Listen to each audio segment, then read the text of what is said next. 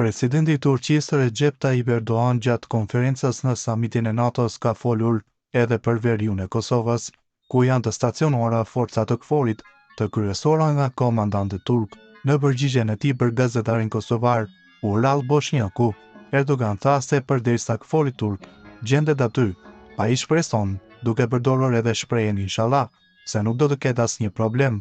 KFOR-i i Turqisë ndodhet në atë zonë, se ndodhet aty për paqe, për qetësi, dhe derisa KFOR-i turk gjendet aty, shpresoj që aty nuk mundet, dhe nuk do të ketë asnjë problem, tha Erdogan nga samiti i NATO-s në Hag.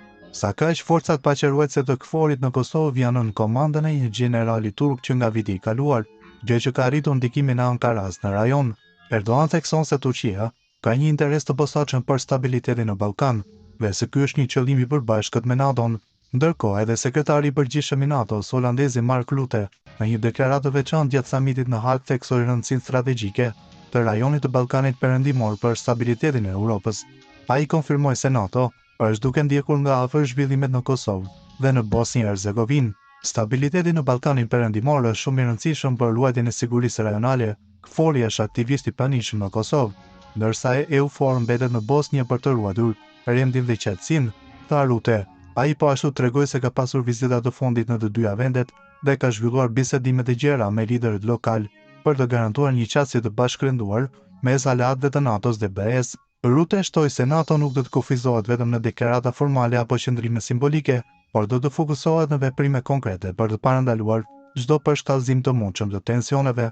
Nuk kemi nevojë për deklarata të gjata që ngjajnë tregimeve biblike, nga lindja e Jezusit e deri më sot, duhet të veprojmë me efikasitet, shtoi ai me një ton kritik ndaj qasjes tradicionale diplomatike. Në të njëjtin samit, presidenti i SBA-ve Donald Trump u shpreh se administrata e tij ka ndërhyrë kohët e fundit për të parandaluar një përshkallëzim të rrezikshëm mes Kosovës dhe Serbisë.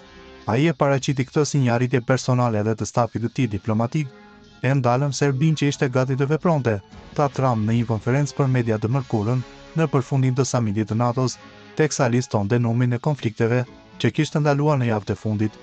Ai lavdëroi veten dhe administratën e tij për punën e mirë që kanë bërë në javët e fundit për të siguruar paqe në botë. Putin më telefonoi dhe më tha: "A mund të ndihmoj me Iranin?" Unë i thash: "Jo, mund të më ndihmosh me Rusinë, sepse në javët e fundit zgjidhëm çështjen e Indisë dhe Pakistanit, të Kosovës dhe Serbisë.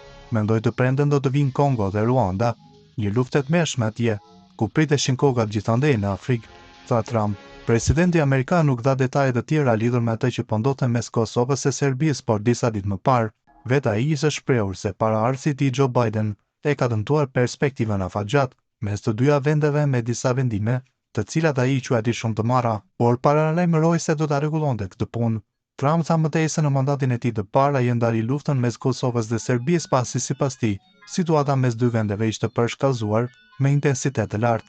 Gjatë mandatit tim të parë, Serbia dhe Kosova ishin duke u përshkallëzuar situatën me intensitet, siç kanë bërë për shumë dekada dhe ky konflikt i vjetër ishte gati të shpërthente në luftë, shpreh Trump. Unë ndala, Biden e ka dëmtuar perspektivën afatgjatë me disa vendime shumë të marra, por unë do ta rregulloj përsëri, tha ai më tutje.